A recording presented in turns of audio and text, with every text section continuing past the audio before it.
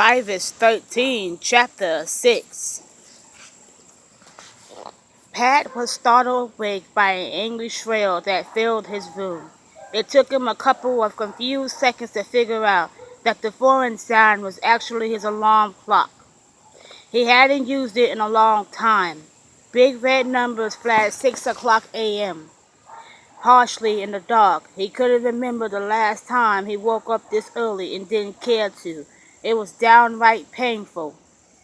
Just a little more sleep, he thought. He rolled over, drifting back into his dreams. 10 minutes passed quietly by. The tranquility of his room abruptly ended when his bedroom door shot open and slammed into the wall with a loud crash. What the hell? Yelled Pat as he jumped out of bed. Two large men strode through the now open doorway. They both wore cowboy hats, boots, and jeans, the whole Western get-up. "Good morning, Sunshine. I'm Driver Dan, and this is my ugly brute of an associate," said one of the burly gorillas with a deep southern drawl. "Get out of my room. Who the hell are you? You can't just burst in here like that." Pat's rant ended when one of the cowboys grabbed his hand, bending his wrist to such an obscene angle that his legs went limp with pain. "Ow!" he cried. "Ow! Stop that!" In seconds, Pat, clad only in his boxers and a white t-shirt, was herded down the stairs of his apartment building. The men dragged him across the parking lot to a white van with the Homeland insignia on the doors. When they reached the van, Pat was crying, snot spilling down his face. "Now, you gonna be a good little heifer, or are you gonna give us more trouble? Let go of me." Driver Dan shook his head and looked at the other cowboy. "Some bovines just don't get it, do they?" "Nope." He applied more pressure to Pat's wrist, making him drop to his knees on the pavement. "Please stop it, please, it hurts. You gonna stop fighting us?" Pat nodded. "That's a good pig. Now get in the van." The side door of the vehicle slid open, and Pat was greeted by the wide-eyed faces of the other captives inside. He squeezed his way into the back row of the van, where he threw himself down on a seat, trying his best to stop crying. The van door shut, and the two cowboys climbed into the front seats. The engine started up, and the driver asked, "Y'all like country?" Nobody said a word, but the stereo came on anyway. The van filled with deafening country music, a smorgasbord of crashing slide guitars and harmonica. "Yee-haw!" shouted Driver Dan as he stomped on the gas, sending the van rocketing forward. The guy sitting next to Pat stuck out his hand. "Hi, my name is Tony." Pat looked over somberly and croaked, "Hey, looks like those two hillbillies manhandled you pretty good. If they would have tried that with me, I would have bulldomed them to death." Tony was a whale of a man. His midsection protruded like a beach ball beneath his blue jumpsuit.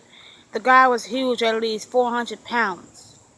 Pat wondered how Tony had managed to achieve all that weight under the government's watchful eyes. His forehead was spotted with sweat. Around his neck, the jumpsuit was already dark with ceration. "Man, is it hot in here or what?" "Kinda," said Pat as he inched away from the sweaty beast next to him. The van took a sharp turn, and the passengers groaned as it squished into each other.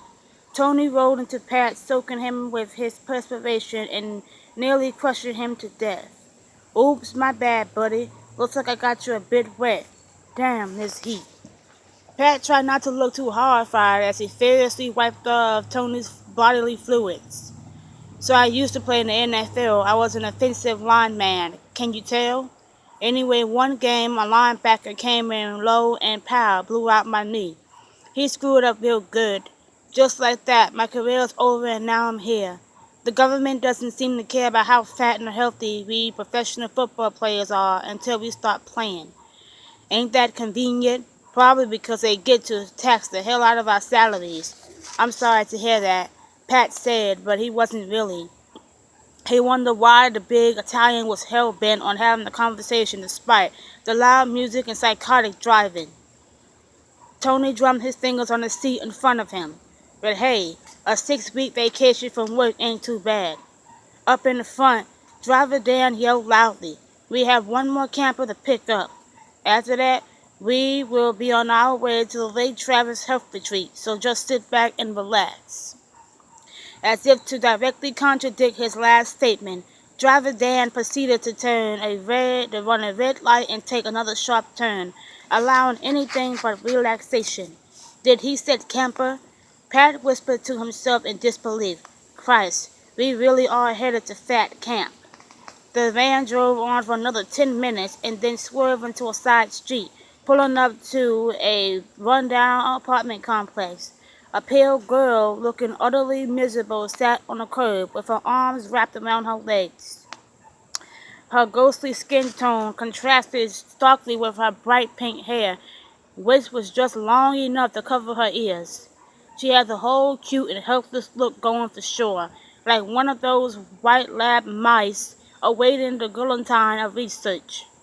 She wore a pair of ridiculously large pink sunglasses, neon purple lipstick, and what looked like a hemp poncho striped with a rainbow of all-natural dyes, undoubtedly extracted from local indigenous berries and plants. It looked more like a kite that had been broken over her head and wrapped around her.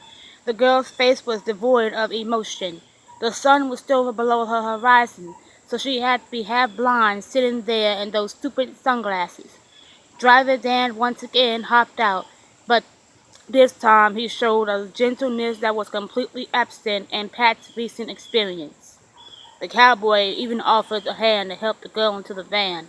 However, she just scoffed and ignored him, climbing in by herself.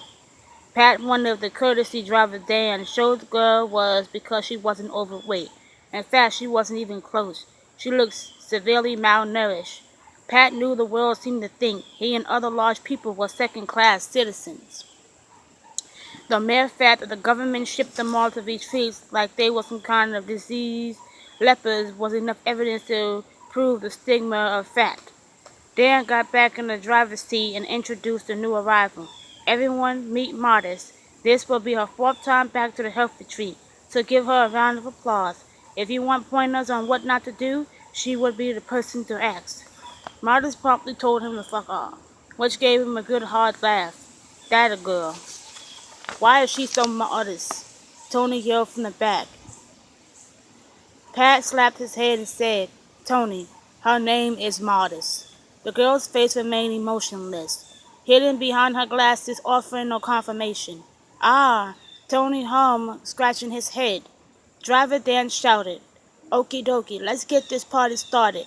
Next stop, Lake Travis Spa and Resort. His passengers didn't find this amusing.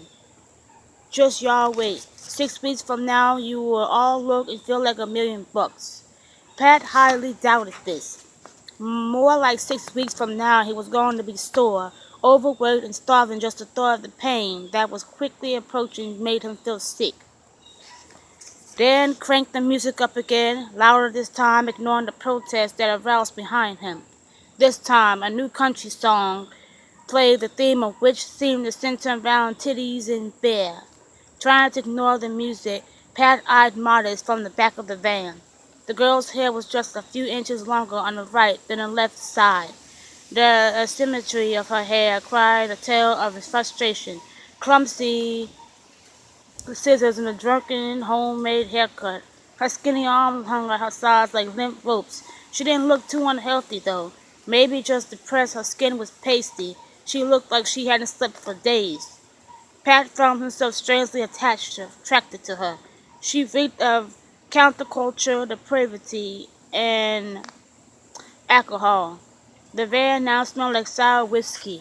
He had to wonder if her clothes had been soaking in the stuff overnight. Thanks to this aromatic clue, the reason why the frail girl was packed in a van with a bunch of her chubby brethren was apparent. These health retreats weren't just for the overweight. They were designed by the government to avoid more expensive medical bills down the road. Pat had been given the same old speech about preventative medicine by his doctor a million times. The fixation of the government on these major costly diseases left a bad taste in Pat's mouth. This meant that the more obscure, incurable, but less costly your health problem was, the more you were going to be screwed. Home care, Homeland Healthcare was all about budgeting its humanitarianism. For example, he was at risk for heart disease, and therefore the eyes and ears of Homeland Healthcare follow him relentlessly because the person that suffers multiple heart attacks in his lifetime racks up hundreds of thousands of dollars of hospital and doctor fees. But what about the diseases that aren't so cured so easily, like depression or schizophrenia? What incentive does the government have then? Pat knew this all too well. His older sister personified his rhetorical problem. They didn't send her to a retreat. No white man came to pick up her poor mental soul. She was deeply disturbed, and the doctor just prescribed pills, pills, and more pills. Where was this ruthless ban of preventive medicine for her?